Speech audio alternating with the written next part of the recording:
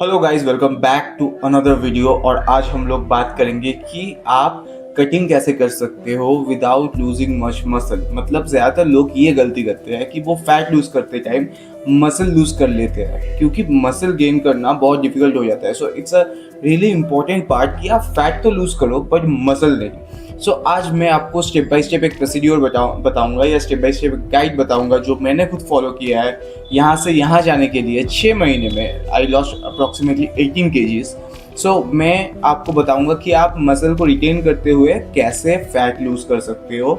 और मैंने इस वीडियो को 5 छोटे पार्ट्स में डिवाइड किया है। So the first part will be the basics of cutting, number 2 will be calories and macros, number 3 will be training which is really important, number 4 supplements and number 5 mistakes, मतलब जो गलतियाँ ज़्यादातर लोग करते हैं ताकि आप वो गलती ना करो। So without wasting any more time start करते हैं। What is cutting? देखो, कटिंग का एक सिंपल मतलब है कि आपको कैलोरी डेफिसिट में रहना है ताकि आपका बॉडी आपके बॉडी में जो स्टोर्ड फैट है उसको एज ए एनर्जी यूज़ करे।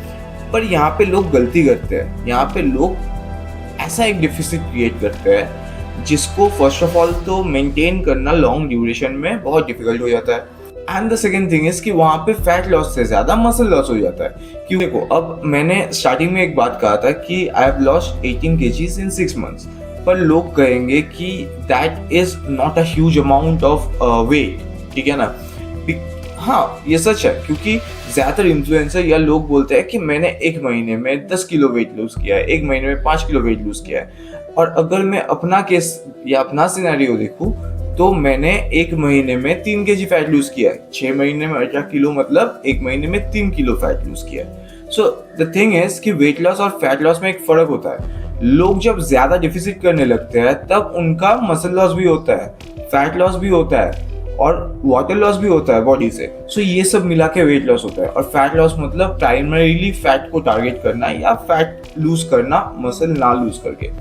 सो आपका जो मेन टारगेट रहना चाहिए वो है फैट लॉस, ना कि वेट लॉस। एक चीज़ है कि लोग डिफिसिट करने के चक्कर में खुद को स्टार्व करते हैं, बहुत मतलब खाते नहीं है या कुछ ऐसा हो जाता है। सो ये मत करना। You will have to strategically create a deficit, मतलब आपको खाना भी खाना है अच्छे से ताकि आप फुल रहो, आपको डेफिसिट में भी रहना है। ये बहुत एक स्ट्रैटेजिक इम्प्लीमेंटेशन हो जाता है, मतलब खाने का। सो उसके बारे में बात करेंगे आप कैसे कर सकते हो। So the second point is calories and macros. अब देखो, मैक्रोज मैंने ऑलरेडी कहा है आपको डेफिसिट में खाना है, बट द थिंग इज कि आप बल्किंग खत्म कर रहे हो, आपको इंस्टेंटली डेफिसिट में नहीं जाना है। ये मैं खुद अपने क्लाइंट्स को भी कहता हूँ या खुद भी इम्प्लीमेंट करता हूँ कि जब भी बल्किंग खत्म होता है you shouldn't directly be on a deficit. आप पहले 2 to 3 वीक्स अपने मेंटेनेंस कैलोरी पे रहो, फिर आप एक 400 से 500 कैलोरी का डेफिसिट बनाओ, ना कि इससे ज़्यादा। अब ये डेफिसिट क्रिएट करने के बाद आपका मैक्रो इनटेक क्या होना चाहिए? फर्स्ट ऑफ ऑल आपका प्रायोरिटी होना चाहिए प्रोटीन। सो प्रोटीन इज 2.2 ग्राम पर kilo of your body weight. ये मैंडेटरी है, ये नॉन नेगोशिएबल है। आपको 2.2 ग्राम पर KG of your body weight खाना ही खाना है। अब जब आपका प्रोटीन खत्म हो गया, मतलब प्रोटीन इंटेक का जो गोल है वो आपने सेट कर लिया, सेकेंड जिसको आप प्रायोरिटाइज करोगे वो होगा fat. 25% of your daily calorie intake should come from fat. Protein हो गया, फिर आ जाते हैं फैट पे। मतलब अगर आप 2000 कैलोरी के एक डाइट पे हो, आपको उसमें से 25% फैट से लेना होगा। एंड देन जो बाकी के कैलोरीज रहेगा प्रोटीन और फैट से खाने के बाद, मतलब आने के बाद, वो आपको कार्बोहाइड्रेट से लेना है। अगर वो 100, 150, 200 ग्राम भी कार्बोहाइड्रेट होता है, फॉर एग्जाम्पल, आपको वो लेना है। ये एक फैट डाइट के चक्कर में मत जाना कि मैंने कार्ब्स छोड़ दिया है, ये कर दिया, वो कर दिया। ये सब एक ब्रो कॉन्सेप्ट है या ये सब एक फैट कॉन्सेप्ट है। इस सब में मत पड़ना, ये सस्टेनेबल नहीं है, ये आपके बॉडी के लिए अच्छा नहीं है, ये आपके परफॉर्मेंस के लिए भी अच्छा नहीं है। So keep this thing in mind regarding macros and calories. Number 3 is training and training adjustments. देखो, जब आप कटिंग फेज में हो ना, तब एक चीज़ बहुत याद रखना जरूरी है कि आपके पास एनर्जी कम है स्पेंड करने के लिए। ठीक है, मतलब आप एक डेफिसिट में हो, आप खाना कम खा रहे हो, so you will have to be very much strategic about your workout. आपका जो वर्कआउट चॉइसेस रहना चाहिए वो बहुत ही स्ट्रेटेजिक होना चाहिए। सो व्हाट आई प्रेफर या जो भी मेरे क्लाइंट्स होते हैं या खुद के लिए जो मैं प्रेफर करता हूँ इस कंपाउंड लिफ्ट्स पे ज़्यादा फोकस करना। ठीक है, अगर मैं 4 एक्सरसाइज कर रहा हूँ, मैं ज़्यादा से ज़्यादा ट्राई करता हूँ कि मैं 3 एक्सरसाइज कंपाउंड करूँ एंड देन 1 आइसोलेशन मूवमेंट। ठीक है, नाउ द थिंग इज कि अगर आप कंपाउंड लिफ्ट्स कर रहे हो, मेक श्योर कि आप उस वर्कआउट्स को पहले कर रहे हो एंड आइसोलेशन को लास्ट पे कर रहे हो। ये ट्राई करना, ये एक मतलब एडवाइस ले सकते हो या पर्सनल एक्सपीरियंस ले सकते हो जो मुझे हेल्प किया है बहुत अपने ग्रोथ में। सो आप कंपाउंड लिफ्ट्स को पहले परफॉर्म करो, फिर आइसोलेशन मूवमेंट पे मूव ऑन करो। And the other mistake, very big mistake, जो मैं सब में देखता हूँ, ज़्यादातर लोग में देखता हूँ जिम में, इस जब वो फैट लॉस करने का कोशिश करते हैं, they just start doing cardio, intense amount of cardio. वो जिम पे आते ही कार्डियो करना स्टार्ट कर देते हैं, 1 घंटा 1.5 घंटा कार्डियो करते हैं। और जब वो ट्रेनिंग के बारी आता है, वेट ट्रेनिंग का बारी आता है, तब वो कहीं ना कहीं लैक करता है एनर्जी में। ठीक है, तो व्हाट आई सजेस्ट, मैं कभी ये नहीं बोलता हूँ कि आप कार्डियो मत करो, कार्डियो करो, cardio is necessary, cardio is like cherry on top of cake, but cardio करने का भी एक वे होता है। पहले आप वेट ट्रेनिंग करो, उसके बाद आप कार्डियो करो। पहले वेट ट्रेनिंग को अच्छे से खत्म करो, रेस्ट लो, 10-15 मिनट रेस्ट लो अगर लगे तो आपको। फिर आप 20 to 30 minutes steady state cardio करो, कोई भी स्टेडी स्टेट कार्डियो करो, that is more than enough. आपको भागना नहीं है, आपको 1-1.5 घंटा कार्डियो में नहीं स्पेंड करना है। 20 to 30 minutes is more than enough and that too steady state. And the other thing is progressive overload, इस पे फोकस करना। हाँ, स्ट्रेंथ थोड़ा कम रहता है, ऐसा लगता है कि स्ट्रेंथ बहुत कम है, प्रोग्रेसिव ओवरलोड नहीं होगा। अगर आपके पास एक किलो का भी प्लेट है या फिर आप 1 रिपीटेशन भी ज़्यादा कर सकते हो, even that counts. So progressive overload पे फोकस करना। Number 4 is recovery and supplements. देखो, रिकवरी एक बहुत इंपॉर्टेंट पार्ट है। अगर आपका बॉडी रिकवर नहीं कर रहा है, वो ग्रो नहीं करेगा। अगर आपका बॉडी रिकवर नहीं कर रहा है, वो फैट लॉस को प्रायोरिटाइज नहीं करेगा।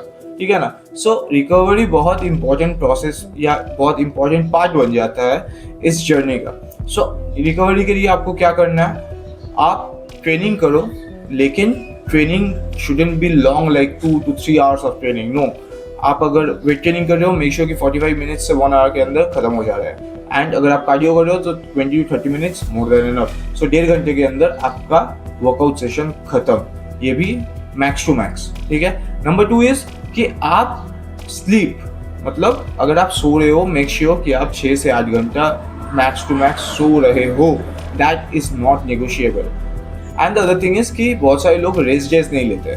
सो मेक श्योर कि आप रेस्ट डेज ले रहे हो। Rest days are important for your growth. अगर आप एक दिन जिम नहीं जाते हो, लोग 7-7 दिन जिम जाते हैं, मैंने ऐसा भी देखा है। अगर आप एक दिन जिम नहीं जाते हो, आपका बॉडी अच्छा रिस्पॉन्ड करेगा, आपका बॉडी रिकवर करेगा। इट्स नॉट दैट कि आप अगर एक दिन जिम नहीं जाओगे आपका प्रोग्रेस खत्म हो जाएगा। नहीं, ऐसा नहीं होता है। आप ना जाके देखो, आप 1 दिन या 2 दिन जिम ना जाके देखो, आप रेस्ट लो। You can do a push pull leg rest, push pull leg rest, या फिर आप ये कर सकते हो push pull leg and then rest. ये आपका चॉइस है, but 1 to 2 days rest is mandatory. और हाँ, स्ट्रेस को भी मैनेज करना सीखो, क्योंकि वो फैट लॉस को बहुत स्लो डाउन कर देता है। कॉर्टिसोल लेवल फैट लॉस को बहुत स्लो डाउन कर देता है। सो आप स्ट्रेस को भी कंट्रोल करना सीखो। और सप्लीमेंट्स पे बात करते हैं कि क्या क्या सप्लीमेंट्स आपको कटिंग पीरियड में लेना चाहिए। देखो, first of all fat burners मत लेना, ठीक है, that is just a pure waste of money. So आपका मेन टारगेट होना चाहिए कि आप पैसा वेस्ट ना करो एंड आप वो सप्लीमेंट्स लो जो आपको एक्चुअली में हेल्प करेगा। सो मैं एक अलग सा वीडियो बनाऊंगा कि क्या क्या सप्लीमेंट्स आपको लेना ही चाहिए या आपको लेना चाहिए अगर आपके पास बजट है तो। मैं एक अलग सा वीडियो बनाऊंगा इसके लिए। So make sure that you are subscribing to my channel, because that will be really helpful और आपका बहुत सारा पैसा बचाएगा वो वीडियो। बट आज के लिए मैं 3 छोटा सप्लीमेंट्स बता देता हूँ जो कि मैंडेटरी है। That is number 1 way protein, क्योंकि आपका प्रोटीन गोल को कंप्लीट करने के लिए बहुत इंपॉर्टेंट बन जाता है। Number 2 which is a really important supplement, creatine monohydrate. हाँ, आप इसे कट पे ले सकते हो। बहुत सारे लोग बोलते हैं कि कट पे नहीं लेना होता है, ये वो मत सुनो, कट पे आप ले सकते हो। मैं खुद लेता था। एंड द थिंग इज कि ये एक बहुत इंपॉर्टेंट सप्लीमेंट इसलिए है कि ये आपका स्ट्रेंथ को रिटेन करने में हेल्प करेगा। And the last supplement will be caffeine, जो कि ये एक मेरा पर्सनल प्रेफरेंस है, पर्सनल चॉइस है, क्योंकि ये एक नेचुरल फैट बर्नर है। ये मेरा वर्कआउट बूस्ट करने में हेल्प करता है। And the main thing is जब मैं डेफिसिट में रहता हूँ, मैं ये फील करता हूँ कि मेरा फोकस इधर उधर थोड़ा बहुत हट जाता है। सो ये कैफीन मुझे बहुत हेल्प करता है टू मेंटेन दैट फोकस। और मैं कैफीन एक सप्लीमेंट फॉर्म में लेता हूँ, ना कि डायरेक्ट कॉफी से। कॉफी में पीता हूँ, बट मैं कैफीन का एक सप्लीमेंट लेता हूँ, दैट इज पिल, क्योंकि ये बहुत स्टेडी रिलीज देता है कैफीन का। So I prefer taking a caffeine supplement. आप भी ले सकते हो, आप कॉफी भी ले सकते हो, वट एवर इट इज। और अगेन मैं completely different video बनाऊंगा on the supplements which you need during your shedding period, so make sure that you are subscribing to my channel. And number 5 is common mistakes. देखो, मैंने common जो mistakes था या होता है वो मैंने सारे वीडियो में, पूरा वीडियो में एक एक करके बता दिया है, बट फिर भी मैं पॉइंट्स करके अभी बता दूंगा ताकि आपको याद रहे। वीडियो को आप सेव कर लेना या नोट डाउन कर लेना ये पॉइंट्स, ताकि आप ये गलतियां ना करो। Number 1 is extreme calorie deficit. मैंने ऑलरेडी बताया, अगर आप एक्सट्रीम कैलोरी डेफिसिट में जाओगे वो ज़्यादा सस्टेनेबल नहीं होता है, मसल लॉस का चांसेस होता है, आप फटीग फील करोगे। सो 400 to 500 calorie deficit is more than enough. आप एक्सट्रीम पे मत जाओ। Number 2 is too much cardio. जैसे मैंने बोला कि 20 to 30 minutes is more than enough. पहले वेट ट्रेनिंग को प्रायोरिटाइज करो, फिर कार्डियो करो। ऐसा मत करो कि आप जिम जाते ही कार्डियो कर रहे हो। Number 3 is cutting out carbs completely. देखो, मैंने पहले भी कहा है कि कोई भी फैट डाइट मत करो जहाँ पे आप या तो कंप्लीटली फैट्स को कट आउट कर रहे हो या कंप्लीटली कार्ब्स को कट आउट कर रहे हो। ये मत करो, क्योंकि ये सस्टेनेबल भी नहीं है, ये साइंटिफिक भी नहीं है, ये एक ब्रो साइंस का तरह चीज़ हो जाता है। सो आप कंप्लीटली कार्ब्स को कट आउट मत करो। ये आपको एनर्जी देगा आपके वर्कआउट्स में, आपका वर्कआउट्स को अच्छे से सपोर्ट करेगा। सो ये मत करना। And the last and the most important point is food को ट्रैक करना सीखो। बहुत सारे ऐप्स आ गए हैं, it is easier to track calories.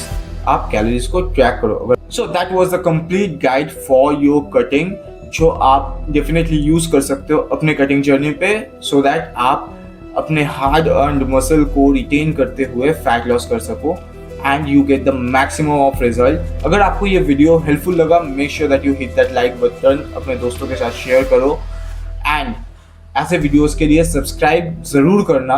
ये बहुत मैंडेटरी है आपके वेलबींग के लिए, मतलब आप अगर प्रोग्रेस चाहते हो उसके लिए। एंड कमेंट पे ज़रूर बताना कि आप इस विंटर कटिंग कर रहे हो कि बल्किंग कर रहे हो, and if there is any point which I have missed maybe, या आप चाहते हो कि मैं इसे ऐड कर सकता था, so make sure that you comment down below and see you in the next one.